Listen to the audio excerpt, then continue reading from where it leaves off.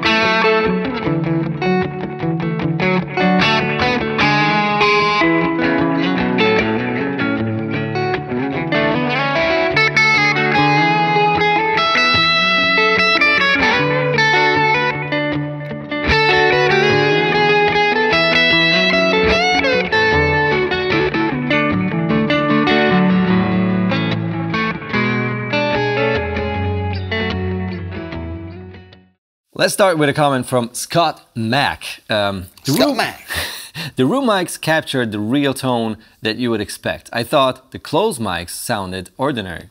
Blended was really nice. We're talking about the cranked amp video where we had the Vox AC30, the 100-watt Plexi, the Soldano SL100, and the Deluxe Reverb fully cranked.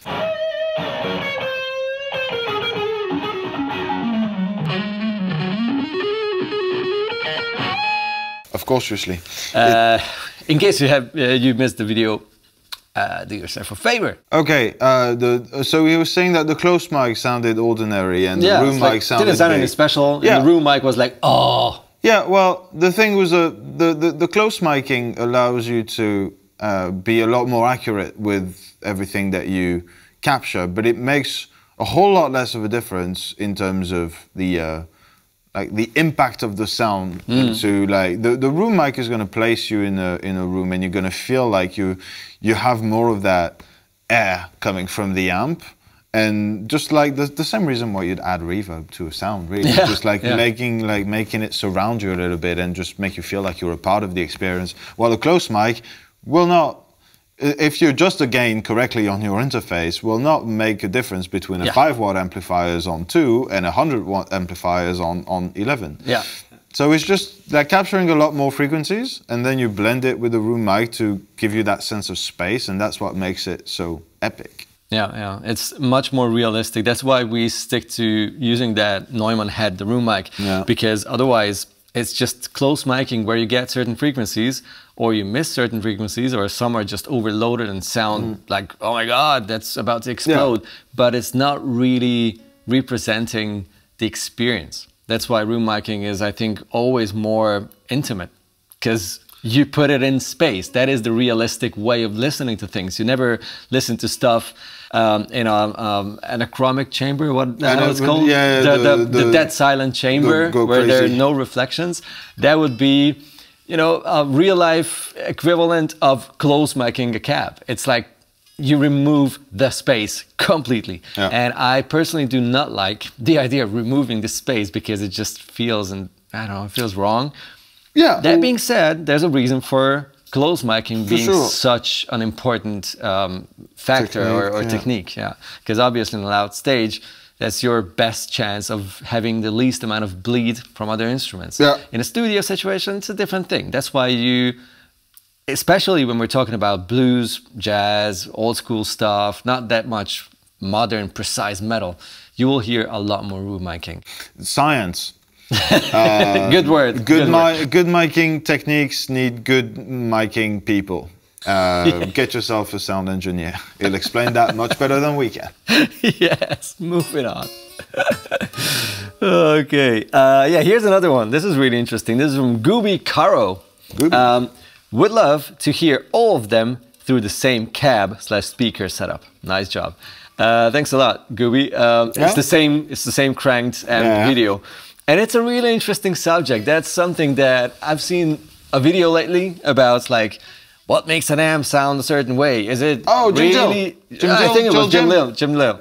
I think it was him. Like, you know, trying different cabs, and is there any difference at all, or is it just all made up? It's like, yeah, I mean, if you really go nuts with tinkering and modding and swapping stuff and, you know, pulling everything apart, yeah, they would sound much more similar through the same cab. Yeah. What's the fun in that? Like, you know, if you have a Vox and you look at it and you plug your guitar in that and crank it, you have those speakers, that cabinet, that amp, and that will make you play a certain way. You can, you know, plug that into a 4x12 with V30s and it will sound magical. Yeah, but trust me, once you've carried some Bulldog speakers around in a Vox AC30, you're not going to want to carry a 412 after that. Yeah. There's a lot of easy ways to get yourself out of a good tone, whether it's with a guitar or with an amp. And like, you know, I've wiggled myself out of a good tone before by just like messing around with the screwdriver around the pickups. So if that's your end game, go for it. It's a lot of fun and there's a lot to be and also it's a really deep rabbit hole. Yeah, like, it's a rabbit hole. Already if you just pick one amp, just take a deluxe reverb and remove the speaker and put other speakers in the same, you know, combo amp. Yeah. Everything will change. Everything. So of course you could go way deep and just spend millions of hours on that one amp and just test it with different stuff and spend a lot of money on it and find something that you like much more than the stack, like the normal stock speaker and combination was. But you really have to go way deep. And I don't know go if that down would the rabbit hole, follow the white rabbit. Always, at least. Always or the yellow brick road. Rabbit. Here's another one. This is a very practical question, same video. I think you should, sorry, it's from Windsurf Maui. I think you should do the test again, but with each guitar playing all 4 amps. So, Italia, Strat, Les Paul, so we can hear the difference between the single coils and humbuckers with all 4 amps. And yes, do it with the smaller amps as well. To my ears, the Vox had the best tone. Very good point. I agree. I partially agree. Very good point. Of course, it's just a matter of up until which point it's still an entertaining video that most people will watch at its full extent, or where does it become just a little too boring? Because there's also always a guy who's going to be like, yeah, can you do it with the P90? Can you do it with the Filtertron? Can you do it with a semi-hollow guitar, with a fully hollow guitar, with a semi-hollow guitar with EMG pickups?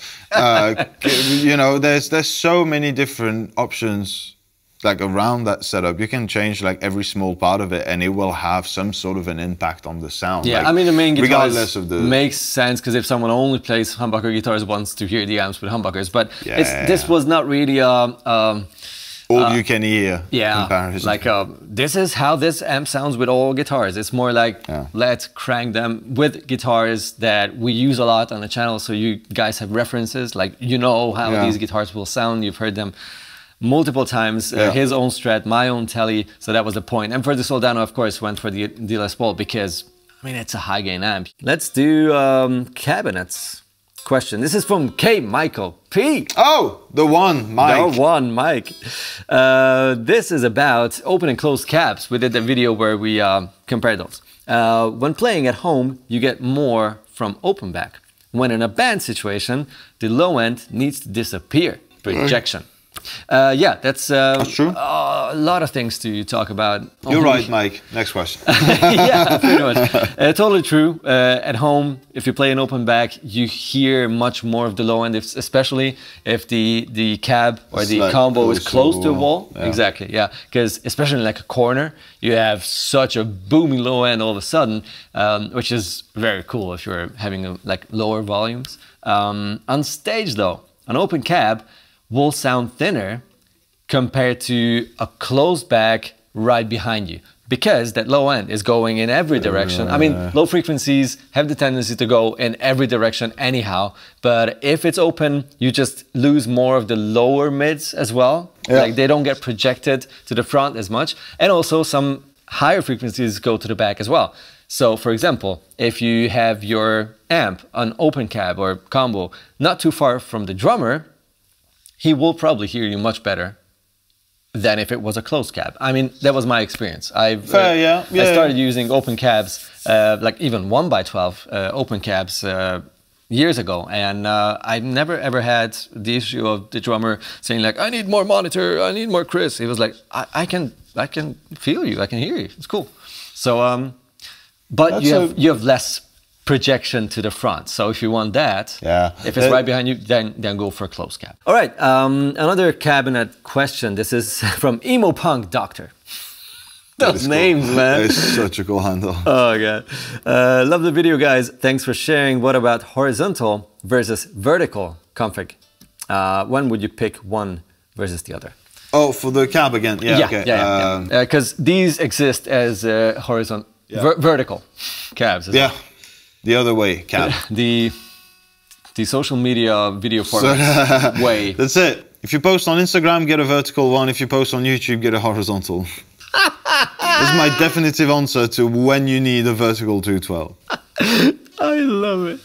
It's so clever. Yeah. It makes a difference on the sound because you don't have as much surface contact to the ground or to whatever you're putting it on. So there is a difference in the low end. It's not night and day, and I think if you're close miking the thing, you're good. As long as the volume is the same.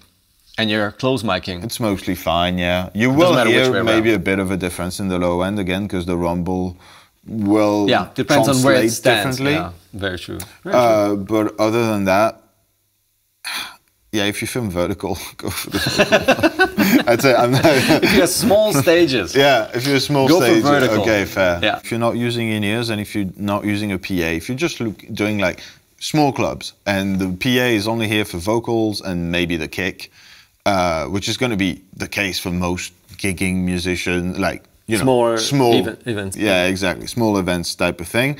The vertical also has the advantage of most of them at least being slanted on top. So that means that the top speaker is going to project more to your face. So if you need to hear yourself better, that makes more sense too than something that's low to the ground, pointing straight at your knees.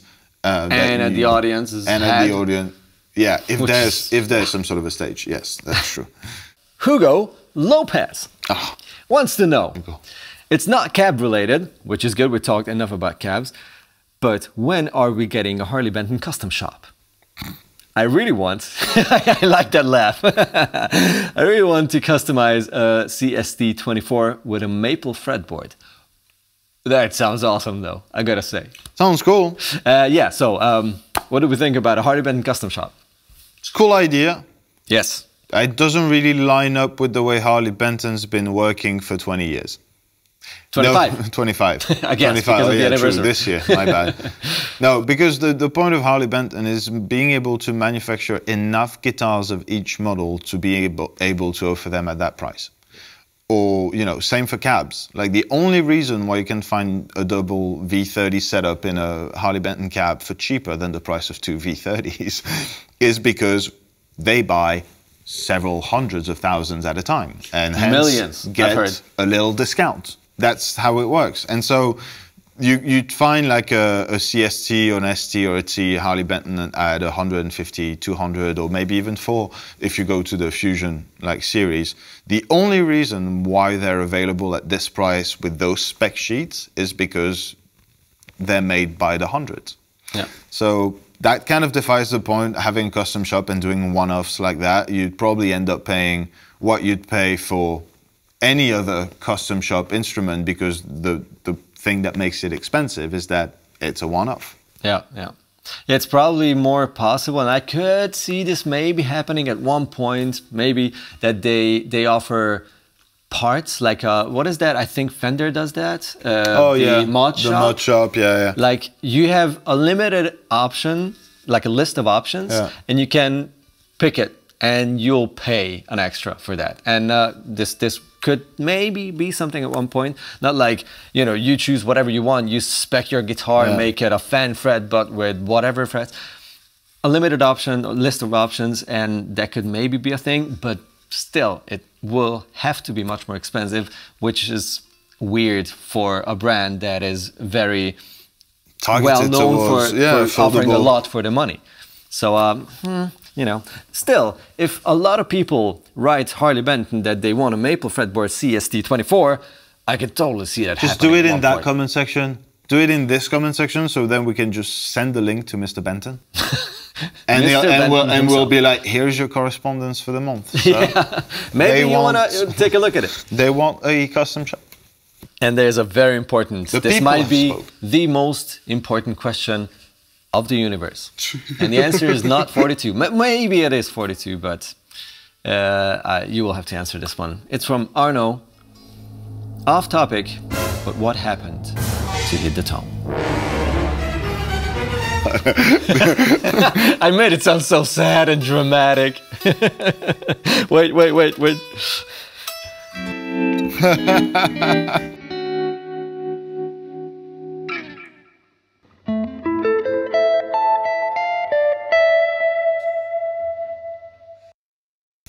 What happened to Hit the Tone? It's hibernating.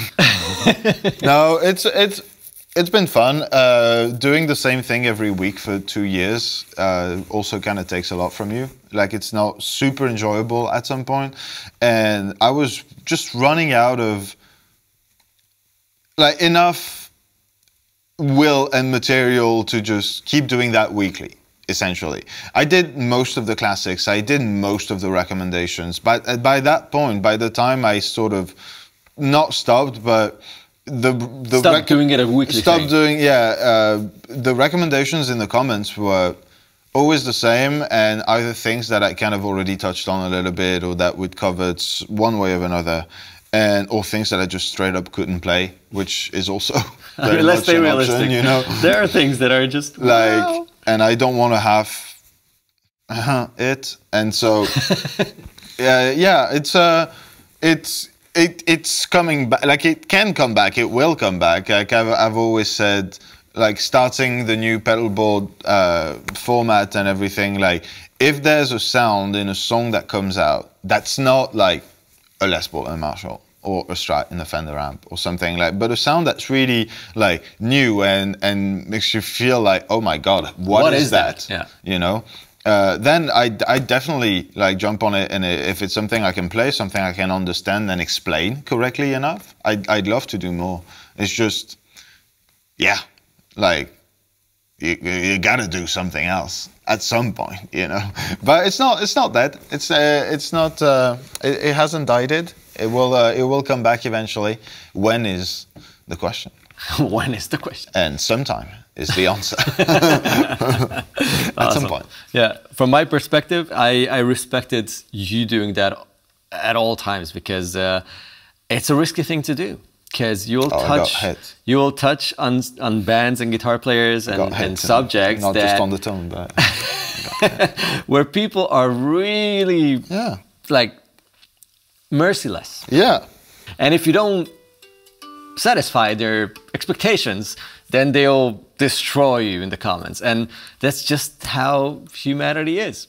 There are bands that, oh my god, it's risky to cover. Those are formats that, you know, but it doesn't matter how good you do it, it's most probably not going to be good enough for some people, which is so if you're touching something like the Shadows and Hank Marvin, and you're like, yeah, he played like 54 Strat into a Vox AC 15 C1, and he used a Benson Echo Rack. Every comment under that video is going to tell you it was not a Benson Echo Rack. It was this Echo Rack. What are you talking about? Okay. I know it's similar to the Benson Echo Rack. I couldn't pronounce the other name. Chill. But you know, like obviously, and you talk about things that people carry in their heart and are really passionate about. And obviously, I can't be passionate about every single band I'm talking about. But it's just, it'll come back eventually. Looking forward.